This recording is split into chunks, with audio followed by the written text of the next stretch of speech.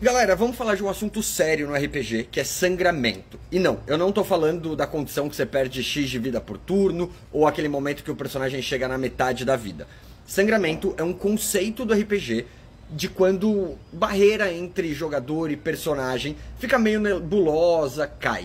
Eu não vou explicar todos os detalhes do que é esse conceito, porque a Nádia, no vídeo onde ela deixou esse comentário aqui, ela explica super bem explicado. Então vão ver esse vídeo aqui. Mas ela me marcou, falando pra eu trazer a minha opinião da perspectiva das artes cênicas. Pra quem não sabe, eu sou ator. Então eu vou trazer RPG e artes cênicas sobre o sangramento, ok? Quer entender melhor o que é essa queda dessa barreira entre a personagem e jogador, vai ver o vídeo da Nádia. Então vamos lá, o sangramento, como a própria Nádia diz, é algo natural e inerente do RPG. E não necessariamente ele é bom ou ruim. Ele pode ser bom ou pode ser ruim. Só que eu vou além, ele não é apenas natural. Ele é algo que sempre vai acontecer em alguma medida. É impossível ele não acontecer. E por quê? É uma das coisas que eu comentei bastante lá nos meus primeiros vídeos, há uns anos atrás. Mas eu não sei se vocês já repararam, mas o cérebro do personagem é exatamente o mesmo cérebro do jogador. Tudo que acontecer químico ali vai acontecer no cérebro do jogador e do personagem. E quanto maior a imersão, a emoção, mais você vai sentir. Eu falo muito sobre a diferença entre você ter um sofrimento e você experienciar um sofrimento. O personagem experienciar, você vai sentir ele, mas você tem uma separação racional que consegue superar o seu emocional ali. Então você fica triste, você chora, você sofre ali. Quando acaba, você consegue respirar, beber um copo d'água e falar, caraca, foi forte. E quanto mais intenso, mais real, mais imersivo, mais difícil é você... Esse respiro e essa água precisam ser maiores. E isso acontece com atores profissionais. A gente tem extremos de atores que simplesmente piraram fazendo um personagem. Mas você sente isso. Então, dependendo da cena, dependendo do que for, você precisa parar. Você não consegue ficar repetindo ela numa gravação. Você precisa de um tempo sozinho depois. E quanto mais racional você conseguir lidar com isso, melhor vai ser. E como é essa racionalidade? Essa racionalidade não é de jeito nenhum pensar, ah, é só um jogo, ah, é só um personagem. Isso não vai ajudar. Eu fico louco com a galera que fala, ah, gente, o personagem morreu, é só um jogo. Cara, não é só um jogo. Quer dizer, é só um jogo, não é outra coisa além de um jogo. Mas é a mesma coisa se você olhar pra alguém e falar, ah, é só um emprego que você perdeu. Ah, é só tal. Ah, mas emprego é importante. Pra algumas pessoas é menos, pra outras é mais. A mesma coisa acontece com o jogo. E da onde vem essa racionalização? Ela vem do entendimento do que você tá sentindo, tá? Aqui eu vou entrar com outro conceito. Um ator, um jogador de RPG também, só consegue interpretar, criar, fingir coisas que ele conhece. Ah, mas eu consigo jogar com um elfo do mundo do elfo que foi destruído e eu não conheço isso. Não, você conhece. Você leu histórias sobre mundos de elfos que foram destruídos. Você leu histórias reais sobre povos que foram destruídos. Quanto menos você lê, menos você vai realmente entrar e entender e falar sobre o assunto. Ler ou assistir, enfim. Mas você só consegue criar coisas que você já viu. Então, se você viu pouco, você não vai criar com muita profundidade. Se você viu muito, você vai criar com profundidade. É a mesma coisa de eu falar, imagina uma cor que você nunca viu, você não consegue imaginar. Existem estudos que falam que tudo que você sonha, você já viu. Ah, mas eu sonhei com um homem que eu nunca tinha visto.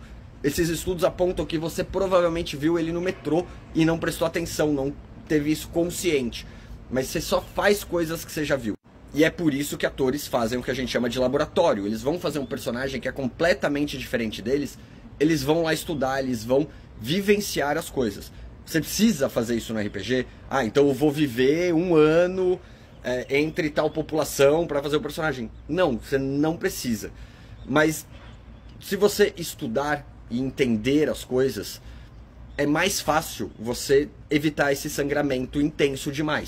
Então, esses dois conceitos são: o seu cérebro é o mesmo do personagem e você só vai conseguir fingir, brincar, ser lúdico com coisas que você conhece. O que acontece?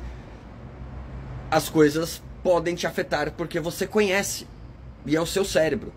E aí é você entender, cara, por que o meu personagem elfo, que ficou triste porque o ovo de dragão dele foi quebrado, me afetou tanto. Porque, cara, não é o seu ovo de dragão. Ele representava algo que você conhece. E como era o mesmo cérebro, essas coisas se ligaram. E aí, o seu objetivo é entender por que esse sangramento me afeta. Você entender o que esse ovo de dragão representa. Pra mim, não pro meu elfo. O que eu conheço que eu coloquei na forma de um ovo de dragão. Então, vamos pensar, eu tinha um gato. E esse gato um dia morreu. Eu conheço a dor de perder um gato. Eu também conheço a imagem do ovo de dragão. E sem eu perceber, eu juntei as duas coisas na minha criação. E aí no que o meu personagem... Ai, meu gatinho. No que o meu personagem perde o ovo de dragão, eu sangro. E às vezes não tá tão nítido. Eu não tô vivendo uma coisa que eu falei, ah, então eu estou criando um personagem que perdeu o gato porque eu perdi um gato. A Nádia até fala disso no vídeo dela, de você fazer algo muito parecido com você. Não tá óbvio que é parecido com você, mas vai ser sempre parecido com você. Porque você só faz o que você conhece. E aí tem coisa que você conhece que não te afeta, não te machuca. Mas tem coisa que te afeta e te machuca. E você entender o que você conhece que você colocou naquele personagem, o porquê isso pode te afetar é extremamente importante. Por isso que você ir atrás, entender as metáforas, entender o que você está representando. Sei lá, eu vou fazer um personagem que é de um povo que é oprimido. Eu, como homem branco, não sou oprimido. De repente, eu fazendo esse personagem, que se eu não estudar, eu vou fazer ele estereotipado e vai ser horrível. Mas eu não tô falando sobre essa parte, né? E eu tô fazendo esse personagem que é oprimido e de repente eu me sinto muito mal. Eu entender aonde eu sou oprimido, o que me oprime e por que essas metáforas estão me machucando, ajudam eu a lidar com o sangramento. E você ter esse entendimento, você perguntar o porquê que eu tô criando esse personagem, por que essa ideia surgiu, ajuda inclusive você a falar, putz, não, talvez não seja um momento bom de eu fazer um personagem elfo que perdeu um ovo de dragão. Tem outra coisa que eu aprendi em outras áreas de estudo, que às vezes a pergunta também não é o que essa ideia representa, mas é o porquê eu tive essa ideia. Eu podia ter tido qualquer outra. Por que o meu cérebro jogou essa ideia? Tem um motivo. O que de mim eu tô colocando pra fora? Sabe? Por que eu pensei no ovo de dragão e não pensei num cacto? Eu pensei no cacto agora porque eu olhei aqui o meu cacto. Mas a primeira coisa que eu pensei foi ovo de dragão. Por quê? Você podia pensar qualquer coisa para dar um exemplo. Todo esse processo de entendimento ajuda atores e RPGistas a trabalhar com isso. E lembrando, atores são profissionais em fazer isso e às vezes dá ruim. RPGista não é profissional em fazer isso. Então você tem que ter sim todos os mecanismos de segurança que a Nádia fala no vídeo dela. Você tem que ter sim responsabilidade para com os outros na mesa, porque os outros às vezes não sabem que o ovo de dragão significa alguma coisa. E pra você, é um ovo de dragão, sou narrador, vou destruir o ovo de dragão. E aí pegou mal. E aí você vir com, cara, é só um jogo, é um ovo de dragão imaginário, só vai piorar. Saber ter a responsabilidade de a pessoa não ficou legal, separar e ouvir, cortar a cena. E eu tô falando isso, não é fácil, às vezes acontece em jogos que eu narrei, inclusive jogos streamados que provavelmente vocês assistiram, aconteceu sangramentos. E a gente teve que parar e conversar. E não foi fácil as conversas.